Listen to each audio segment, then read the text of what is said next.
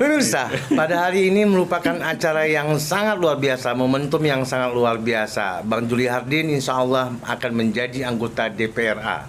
Beliau adalah putra asli Kabupaten Aceh Singkil.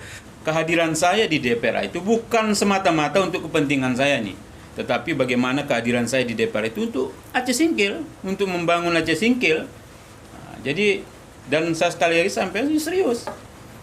Abang serius? Serius ini, serius. Baik. Serius benar.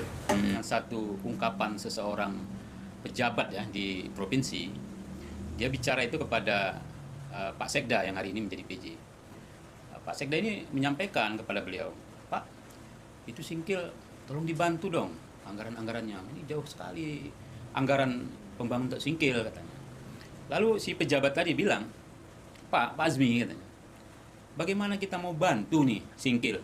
Jangankan untuk berjuang tentang Singkil, yang bicara tentang Singkil saja di DPR itu nggak ada.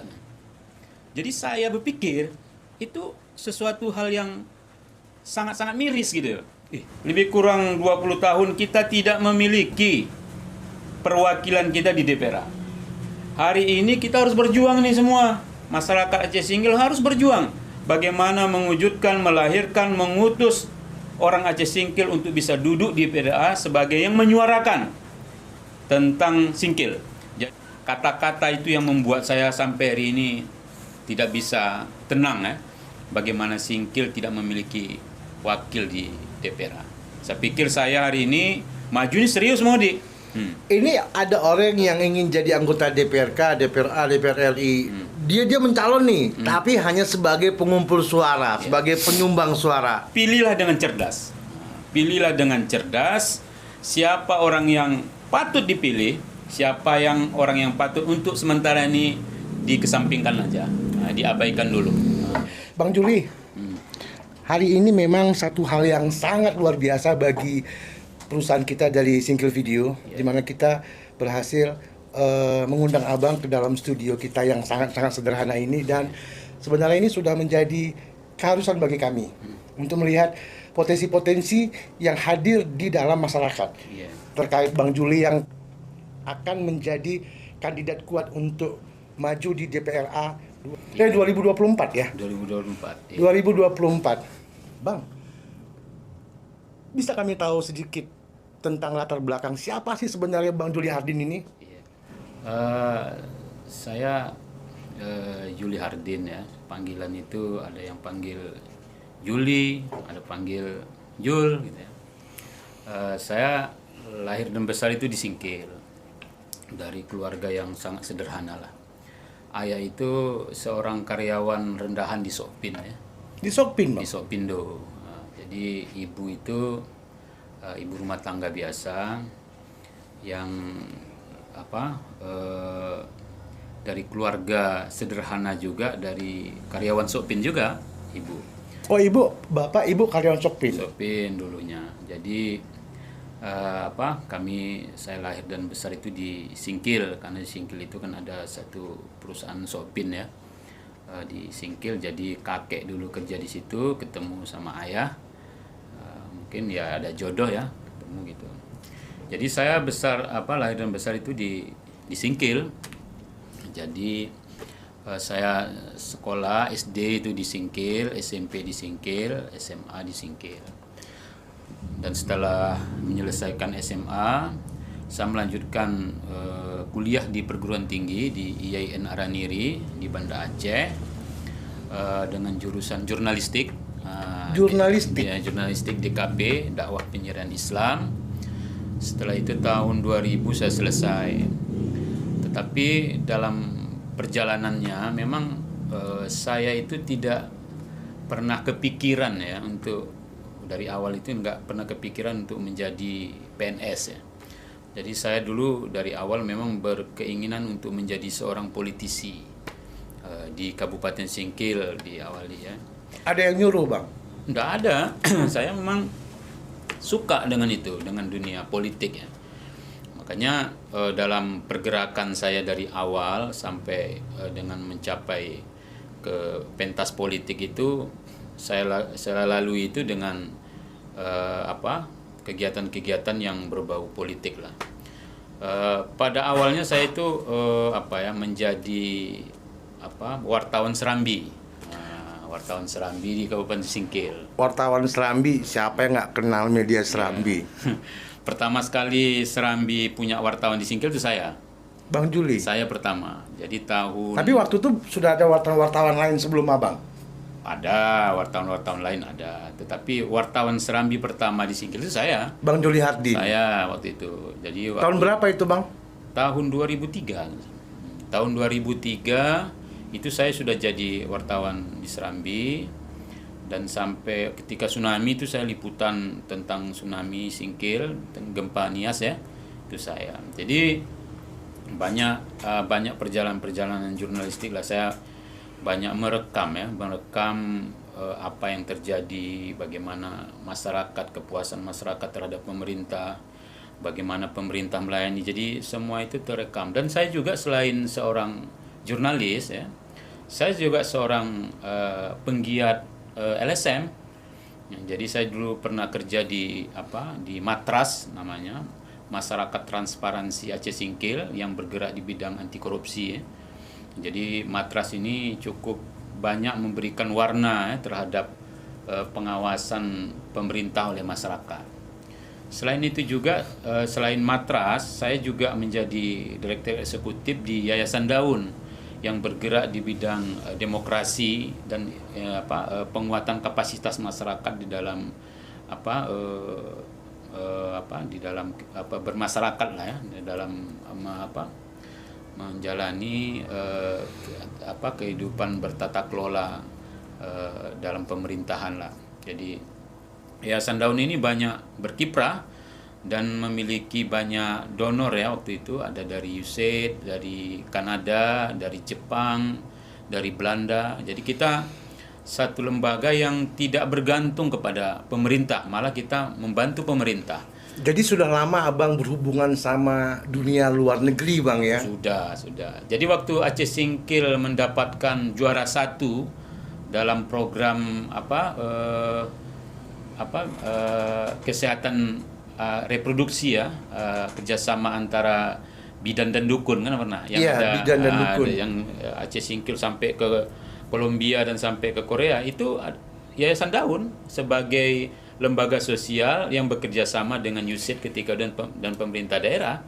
Jadi kehadiran Daun ketika itu cukup memberikan warna terhadap pemerintah ketika itu. Iya. Itu memang ide dari Yayasan Daun. Sebetulnya itu menjadi ide atau Yayasan Daun. Karena Yayasan Daun itu memiliki 3 visi ya. Pertama, sehat, cerdas dan sejahtera. Jadi cerdas dan sejahtera. Ya, jadi apa yang menjadi visi dan misi dulu saja ketika pemerintahan Pak Dul yang jadi bupati, itu adalah visi misinya Daun. Jadi ketika Daun secara kelembagaan itu tidak bisa secara utuh mewujudkan sehat, cerdas, sejahtera itu, maka Daun berkolaborasi dengan pemerintah bagaimana mewujudkan program sehat, cerdas, sejahtera itu menjadi program pemerintah daerah Kabupaten Singkil. Nah, jadi seperti itu Pak Studi. Diadopsi, Bang ya? Iya, Bang. Diadopsi. Iya. Oke. Bang Juli. Iya. Bang Juli Hardin, abang 2 kali nih, 2 periode menjadi anggota di DPRK Aceh Singkil. Artinya 5 tahun, 10 tahun dong. Iya. Dan kalau abang masuk lagi, ikut kompetisi lagi untuk DPRK Aceh Singkil, masyarakat bilang abang, hakikatnya Allah Bang, tapi masyarakat bilang abang pasti menang. Nah, kalau udah pasti menang abang di DPRK periode berikutnya, kenapa abang masuk ke DPRA? Apakah nanti nggak sia-sia Bang? Ya, pertanyaan itu menarik ya sebetulnya. Tapi saya pernah tersentuh ya dengan satu ungkapan seseorang pejabat ya di provinsi. Dia bicara itu kepada Pak Sekda yang hari ini menjadi PJ. Pak Sekda ini menyampaikan kepada beliau, Pak, itu Singkil tolong dibantu dong anggaran-anggarannya. Ini jauh sekali anggaran pembangunan untuk Singkil katanya. Lalu si pejabat tadi bilang, Pak Azmi katanya, bagaimana kita mau bantu nih Singkil.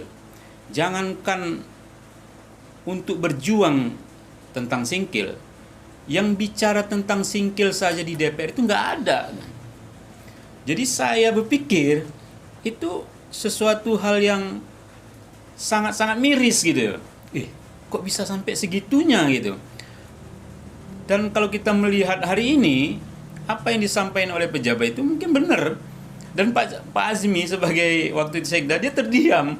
Dia berpikir ya juga. Jangankan untuk berjuang, untuk ngomong tentang Singkil saja di dalam pemandangan umum anggota DPR itu nggak ada. Nggak ada. Jadi bagaimana kita mau berjuang untuk Singkil? Yang orang Singkil aja nggak ada yang berjuang untuk itu. Maka itu seperti cemeti bagi saya. Artinya ini menjadi sebagai pendorong yang luar biasa bagi saya untuk maju ke DPR. Saya punya modal. Artinya modal saya hari ini 2 periode saya di sana di DPR. Paling tidak dalam 1 tahun itu, 1 periode itu saya menjadi pimpinan DPR. Dan saya memiliki bekal untuk bisa bekerja di DPR.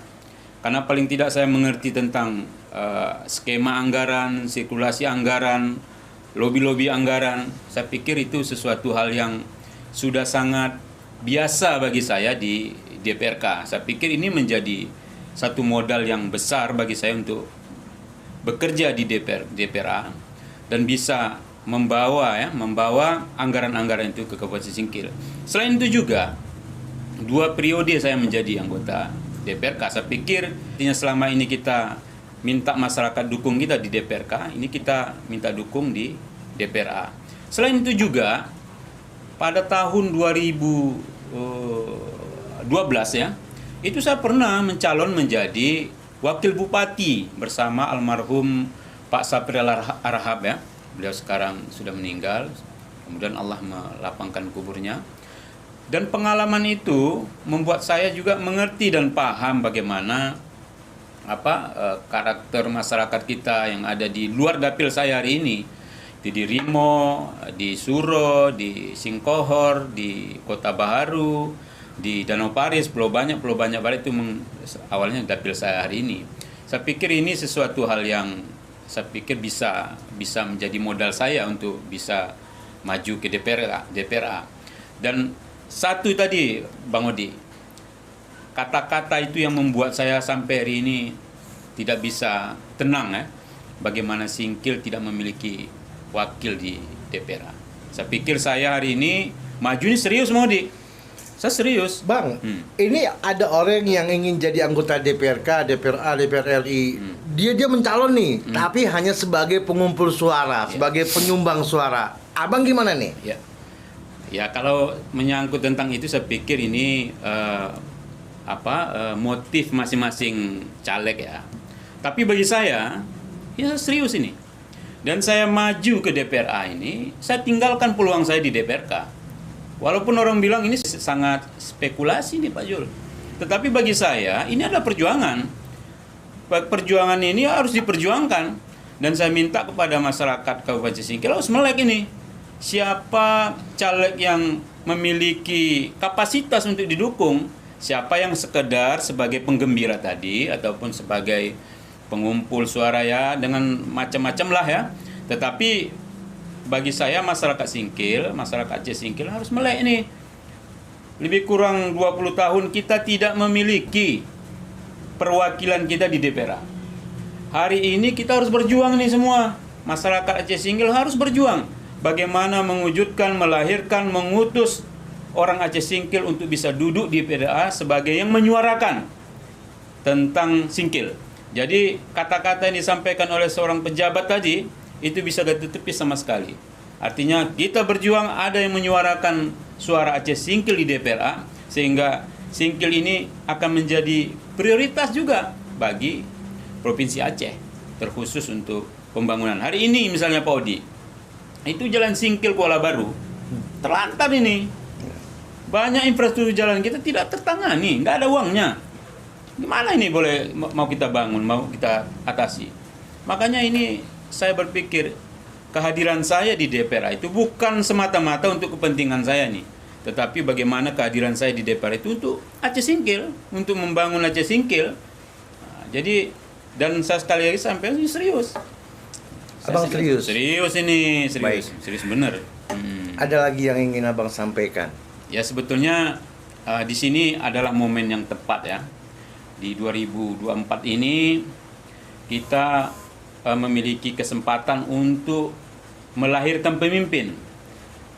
Melahirkan pemimpin dengan makna adalah kita bisa mengutus utusan kita ke DPRA. Mungkin pada tahun-tahun yang lain tidak ada waktunya, karena di 2024 ini adalah waktu yang diberikan pemerintah untuk pemilihan legislatif. Maka kesempatan ini jangan disia-siakan oleh masyarakat Aceh Singkil. Pilihlah dengan cerdas. Pilihlah dengan cerdas siapa orang yang patut dipilih, siapa yang orang yang patut untuk sementara ini dikesampingkan aja, diabaikan dulu. Jadi paling tidak di 2024 ini kita punya orang di DPRA. Itu harapan saya. Dan ini kesempatan bagi kita, masyarakat Kabupaten Singkil. Kalau nggak sekarang, kapan lagi? Iya. Kalau tidak kita, siapa lagi? Iya. Udah cukup, Bang? Iya, cukup. Pemirsa, pada hari ini merupakan acara yang sangat luar biasa, momentum yang sangat luar biasa. Bang Juli Hardin insya Allah akan menjadi anggota DPRA. Beliau adalah putra asli Kabupaten Aceh Singkil. Banyak yang lebih hebat, banyak yang lebih pandai, banyak yang lebih ganteng. Tapi di hati masyarakat Aceh Singkil, Bang Juli yang paling ganteng. Pemirsa, benar dari Allah, salah dari saya. Wabillahi taufiq wal hidayah. Wassalamualaikum warahmatullahi wabarakatuh. Waalaikumsalam warahmatullahi wabarakatuh.